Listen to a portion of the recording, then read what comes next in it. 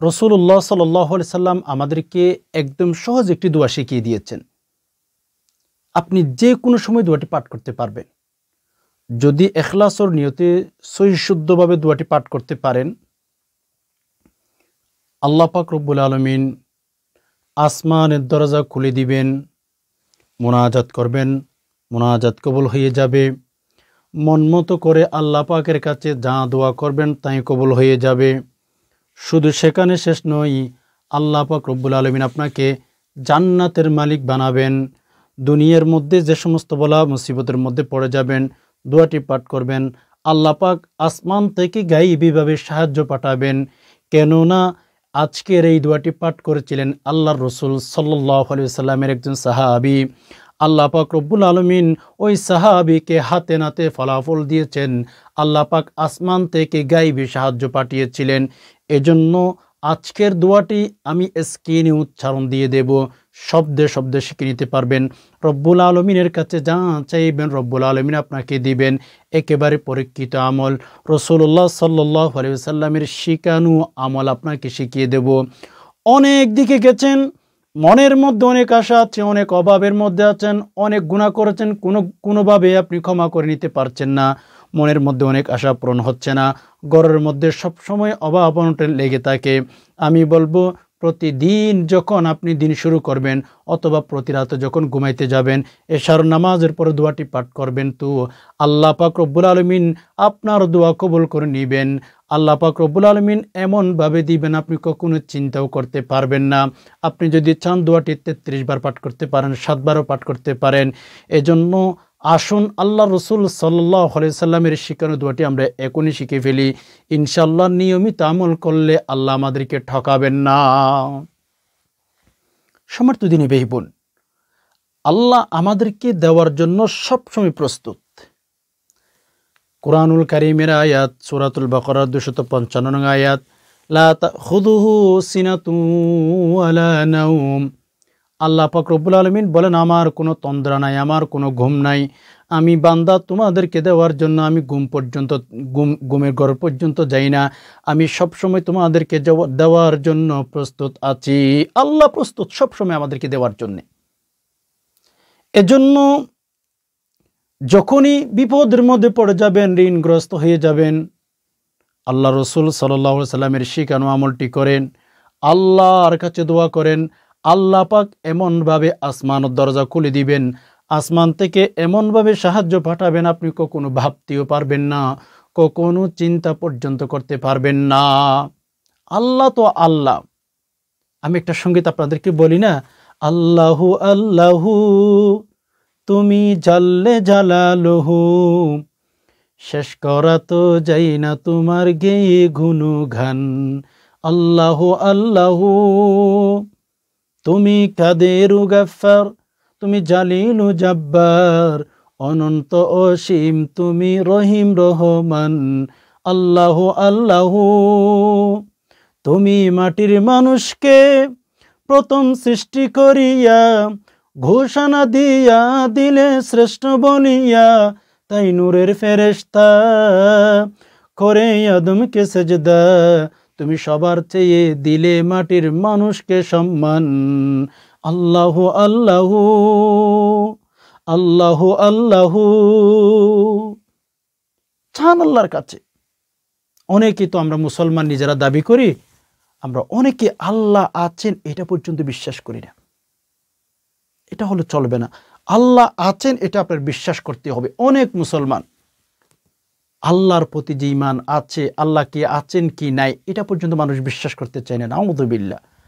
আল্লাহ আছে কি নাই আমি ছোট্ট একটা ঘটনা বললে, ঘটনাটি বলার পরে ইনশাআল্লাহ আমি আপনাদেরকে আমলটি শিখিয়ে দেব। অনেকে মনে করেন আল্লাহ বলতে কখনো দেখি নাই, আল্লাহ আছেন কি নাই, এই যে সন্দেহের মধ্যে অনেকে আছে। আসুন আল্লাহ আছে কি নাই এই যে প্রশ্নটা যাদের মনের ভেতরে আসে, এরকম ইমাম আবু হানিফা রাহমাতুল্লাহির জামানায় দেন এক কাফেরে এক মুসল্লির সাথে তর্ক লেগে গেছে। এক কাফের বলল যে আল্লাহ আছে, তোরা যে নামাজ পড়িস ইমাম আবু হানিফা রাহমাতুল্লাহির জামানায়, যে আল্লাহ আছেন কি নাই। তো সাদা সিধা মুসলমান, দ্বীনের জ্ঞান তেমন ছিল না, নামাজ পড়তো। তো হিন্দু বলছিল যে আল্লাহ আছে, সেটা তুই প্রমাণ দিতে পারবি? তখন মুসলমান বলল যে আমি তো সাধারণ মানুষ একজন, আমি তো নামাজ পড়ি, আল্লাহ আছেন আছেন এটা শুনছি, বাট আমার কাছে কোনো প্রমাণ আমি দিতে পারবো না, যেহেতু আমি মাদ্রাসা পড়াশোনা করি না। এক মুসল্লি, সাধারণ মুসল্লি। হিন্দু বলল আমি আল্লাহ নাই সেটা প্রমাণ দিতে পারবো। তখন ওই মুসল্লি বলছিল সাদাসিধা কিছু মুসলমান থাকে তো আমাদের গ্রামে, আমাদের দেশে। তো সাধারণ মুসলমান বলল যে ভাই দেখেন, আপনি হিন্দু, আল্লাহ নাই এটা প্রমাণ করবেন, তবে আমার কাছে এমন এক ব্যক্তির সাথে পরিচয় আছে, আপনারা একটা টাইম নির্ধারণ করেন, মুসলমানের সাথে আমি যে ব্যক্তিটা আনবো সেই ব্যক্তিটি অনেক জ্ঞানী। আপনি বলেছেন আল্লাহ নাই, সেটা প্রমাণ করবেন। আমি একজন হুজুর আনবো, তিনি প্রমাণ করবেন এই পৃথিবীর মধ্যে আল্লাহ আছেন। একটা টাইম নির্ধারণ করা হলো। আমি ঘটনাটা বলছি, যদিও আমার আলোচনার সাথে মিলবে না, কিন্তু আমি শুধু এই ঘটনাটা বলার একটাই কারণ, আল্লাহ যাদের নাই মনে করেন, যারা আল্লাহ নাই বিশ্বাস করেন, তাদেরকে বলছি। তো ওই লোকটা বলছিল আমার কাছে একজন হুজুর আসছে, দেন হুজুরকে আনলে উনি প্রমাণ করে ছাড়বে যে আল্লাহ আছেন। আচ্ছা, হিন্দুরা রাজি হয়ে গেল, একটা টাইম নির্ধারণ করলো, ধরেন আগামী জুমার দিন। জুমার দিন জুমার নামাজের পরে একটা মাঠ ঠিক করলো, ওই মাঠের মধ্যে মুসলমানের পক্ষ থেকে মানুষ আসবে আর হিন্দুদের পক্ষ থেকে মানুষ আসবে। হিন্দু প্রমাণ করবে আল্লাহ নাই, আর মুসলমানরা প্রমাণ করবে আল্লাহ আছেন। ওই লোকটা বলছিল যা ঠিক আছে, তাহলে জুমার দিন আমি আমার সাথে যে একটা হুজুরের সাথে পরিচয়, ওই হুজুরকে আমি আনবো, উনি আল্লাহ আছেন এটা প্রমাণ করবেন, আর আপনারা আল্লাহ নাই সেটা প্রমাণ করবেন। আচ্ছা, তারিখ নির্ধারণ হয়ে গেল। আগামী জুমার দিনে জুমার নামাজ শেষ করে আল্লাহ যে নাই সেটা প্রমাণ করার জন্য মুনাজারা হবে। হিন্দুরা মনে করবে, হিন্দুরা প্রমাণ করবে আল্লাহ নাই, মুসলমানরা প্রমাণ করবে আল্লাহ আছেন। আচ্ছা, ওই যে জুমার দিনে জুমার নামাজ পড়ার জন্য সবাই আসলো, জুমার নামাজ শেষ করলো। জুমার নামাজ শেষ করে সবাই মাঠের মধ্যে উপস্থিত। ওইদিকে মুসলমানের পক্ষ থেকে যে হুজুর আসার কথা ছিল, তার নাম ছিল ইমাম আবু হানিফা রাহমাতুল্লাহি আলাইহি। সুবহানাল্লাহ। ইমাম আবু হানিফা রাহমাতুল্লাহি আলাইহি টাইম দিয়েছিল, ডেট দিয়েছিল, আগামী জুমার দিনে জুমার নামাজের পরে মুনাজারা হবে। হে হিন্দুরা, তোমরা আল্লাহ নাই সেটা প্রমাণ করবা, আমি আল্লাহ আছেন সেটাই তোমাদের সামনে প্রমাণ করব। প্রতিযোগিতা, প্রমাণ করা নিয়ে। তো জুমার নামাজের পরে প্রতিযোগিতা শুরু, মানে মুনাজারা শুরু হওয়ার কথা। ইমাম আবু হানিফা রাহমাতুল্লাহি আলাইহি আপনার জুমার নামাজের পর পরে আসে নাই। তখন হিন্দুরা স্লোগান দিতে ছিল, হ্যাঁ দেখ মুসলমানরা বাটপার, আসর নামাজের সময় শেষ হয়ে যাচ্ছে, সূর্য ডুববে। তো কাফেররা বলল, দেখো মুসলমানরা কত মিথ্যা কথা বলে, আসার কথা বলে তত মানুষকে উপস্থিত করিয়ে মুসলমানরা আসে না, পারবে না, বিদায় আসতেছে না। যখন মাগরিবের সূর্য ডুকে অবস্থায়, তখন সবাই চলে যাচ্ছিল। ইমাম আবু হানিফা রাহমাতুল্লাহি আলাইহি সবাইকে দেখতেছেন, সবাই চলে যাচ্ছে। ইমাম আবু হানিফা রাহমাতুল্লাহি আলাইহি সবাইকে বললেন, হে ভাই একটু থামো, আমি এসে গেলাম। যেহেতু অনেক বড় একটা আয়োজন করা হয়েছে, সেখানে সরকারি মানুষ আছে, সরকারি পুলিশ আছে। ইমাম আবু হানিফা রাহমাতুল্লাহি আলাইহি আসলেন, সবাই থামলেন। তো ইমাম আবু হানিফা রাহমাতুল্লাহি আলাইহিকে কাফেরগণ অনেক প্রশ্ন করতেছিল যে তুমি দেরি করলা কেন, তোমরা মুসলমান, তোমরা ওয়াদা ভঙ্গ করো না, ইত্যাদি ইত্যাদি।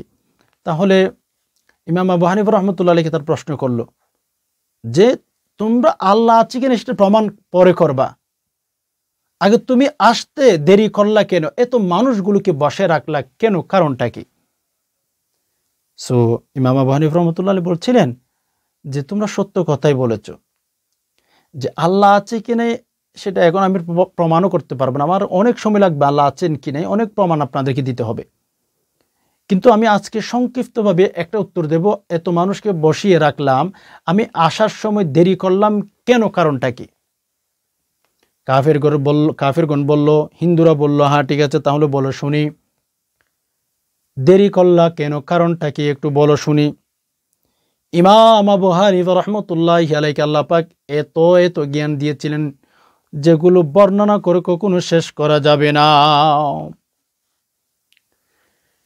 ইমাম আবু হানিফা রাহমাতুল্লাহি আলাইহি সবার সামনে বলা শুরু করলো, দেখো আমি এই যে মাঠের মধ্যে আসতেছিলাম, যেই পথ দিয়ে আসা যাওয়া করি সেই পথের মধ্যে একটা ছোট একটা খাল আছে, খাল ওই যে যেখানে বিভিন্ন গ্রামের মধ্যে দেখা ছোট ছোট খাল আছে, আমি যেই যেই খাল দিয়ে আসা যাওয়া করি হঠাৎ করে আসতেছিলাম, ওই খালের মধ্যে দেখলাম পানি, কোনো নৌকাও পাইলাম না, কোনো সেতুও নাই, কোনোভাবে আমি আসতে পারতেছিলাম না, অনেকক্ষণ পর্যন্ত দাঁড়িয়ে আছি, আমি এইদিকে আপনাদেরকে সময় দিয়ে ফেলেছি, আমি এদিকে আপনাদেরকে সময় দিয়ে ফেললাম, হঠাৎ করে দেখলাম একটা গাছ নিজে নিজে পড়ে গেল, নিজে নিজে একেবারে নিজে নিজে কেমনে কেমনে নৌকা বনে গেল, গাছগুলো অটোমেটিকলি নৌকা বনে গেল, ওই নৌকার উপর উঠে কিন্তু আমি এই পর্যন্ত এসে গেলাম। হিন্দু যারা ছিল তারা সবাই মাথা গরম করে ফেলছে, কি পাগল, এতক্ষণ পরে এসেছে, আর আল্লাহ আছেন এটা প্রমাণ করবে পরে, আর আসতেছে, আসার সময় যে ঘটনা বলতেছে তাও মিথ্যা। হিন্দুরা বলছিল একটা গাছ নিজে নিজে কখনো পড়তে পারে না, নিজে নিজে নৌকা বনতে পারে না, ওই নৌকা আর তোর মতো আবু হানিফাকে পার করে দিয়েছে, এটা কখনো হতে পারে না। ইমাম আবু হানিফা রাহমাতুল্লাহি আলাইহির সাথে সাথে বলছিলেন, স্টপ, একটু চুপ হন ভাই। উনি বলছিল, ইমাম আবু হানিফা রাহমাতুল্লাহি আলাইহি বলছিলেন, আপনারা যেহেতু বিশ্বাস করতেছেন না, একটা গাছ নিজে নিজে পড়ে গেল, নৌকা বুনলো, আমি এই নৌকা দিয়ে পার হয়ে আসলাম, এটা যেহেতু তোমরা বিশ্বাস করছো না, বলে হ্যাঁ, তাহলে তোমরা শোনো, একটা গাছ নিজে নিজে মাটিতে পড়ে যদি নৌকা বনতে না পারে, সেটা যদি তোমাদের অবিশ্বাস লাগে, তাহলে আমিও বলি শোনো, এত বড় একটা পৃথিবী, এত বড় বড় জিনিস, এত বড় আসমান, এত বড় জমিন, এত বড় বড় পাথর, এত বড় বড় পাহাড়, এগুলো এমনে এমনে তৈরি হয়েছে, সেটা তোমরা কিভাবে বিশ্বাস করো? একটা ছোট্ট নৌকা যদি নিজে নিজে বনতে না পারে, আসমানকে নিজে নিজে বনেছে, জমিনকে নিজে নিজে বনেছে, পাহাড় পর্বত যা আছে, সমুদ্র যা আছে, এগুলো কি এমনি এমনি বনে গেল, নাকি আল্লাহ পাক রব্বুল আলামিন তৈয়ার করেছেন? অথচ এই কথা শোনার সাথে সাথে হিন্দুদের চোখ বড় হয়ে গেল, কথা তো সত্যই, ঠিক না? একটা ছোট্ট নৌকা যদি নিজে নিজে বনতে না পারে, মানুষ লাগে, ওইটা যদি তোমরা বিশ্বাস না করো, এত বড় আসমান, এটা কি এমনি এমনি হয়ে গেছে, তোমরা বিশ্বাস করছো? ইমাম আবু হানিফা রাহমাতুল্লাহি আলাইহি এই কথাটা বলার কারণে ওখানে যে সমস্ত হিন্দুরা ছিল সবাই কালিমা পাঠ করে মুসলমান হয়ে গেছে। হ্যাঁ, ইমাম আবু হানিফার কথা সত্যই, একটা নৌকা যেহেতু নিজে নিজে বনতে পারে না, এটা সত্য, এর চেয়ে আরো তো বড় বড় বড় বড় জিনিস হচ্ছে আসমান জমিন, এগুলো নিজে নিজে বনতে পারে না।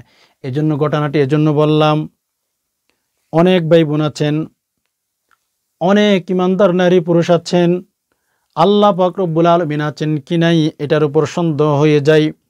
এজন্য আল্লাহ আছেন এটাই সত্য।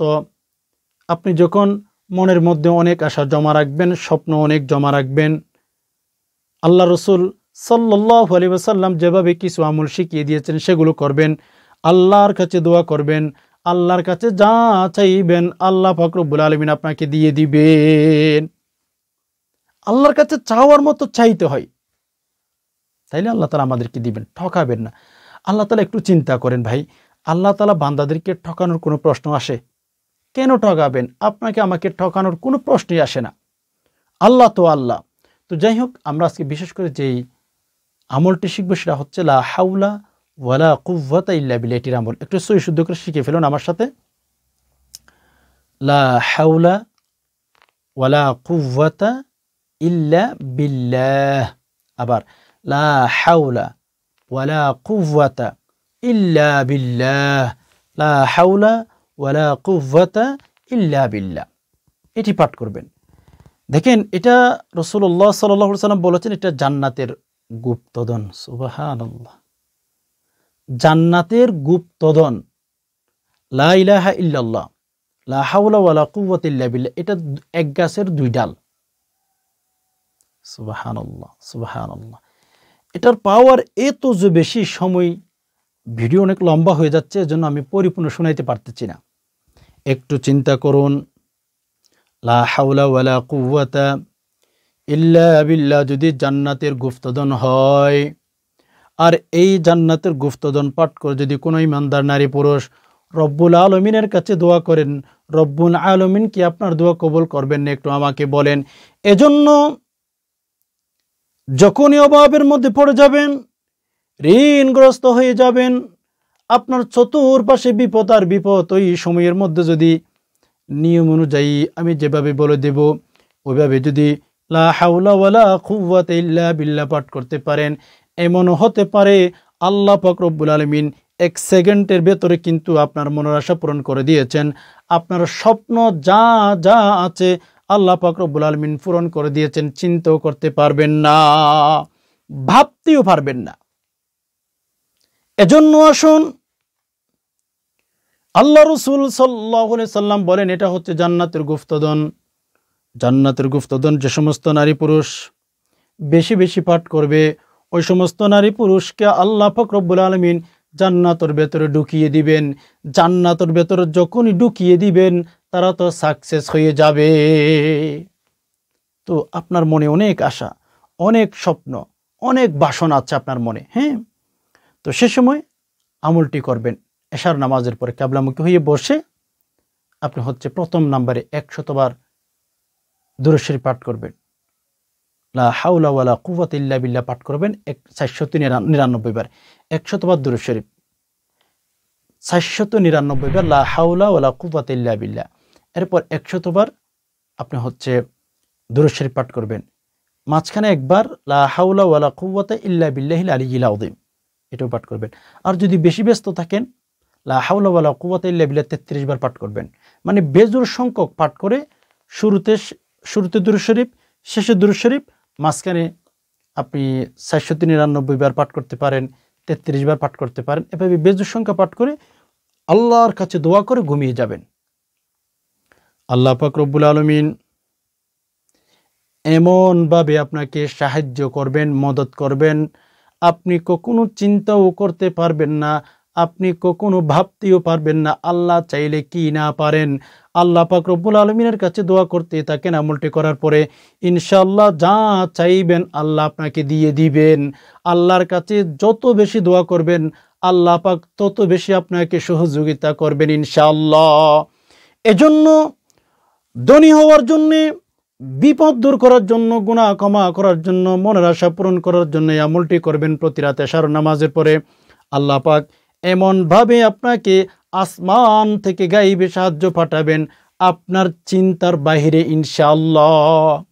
এভাবে আমল করবেন, ঠকবেন না। আশা করি বিষয়টি বুঝতে পেরেছেন। রব্বুল আলামিনের কাছে দোয়া করি যে সমস্ত ভাই বোন সময় দিয়ে সবর করে ভিডিওটি দেখছেন, আল্লাহ পাক আপনাদের সকলকে সকল প্রকার বলা মুসিবত থেকে হেফাজত করুক, সকল প্রকার দুশ্চিন্তা ডিপ্রেশন থেকে আল্লাহ তাআলা দূর রাখুক। আমিন। হাদা মা ইনদি ওয়ালিল মিনদাল্লাহ আলাইহি তাওয়াক্কালতু ওয়া ইলাইহি হুনিব। আসসালামু আলাইকুম ওয়া রাহমাতুল্লাহি ওয়া বারাকাতুহু।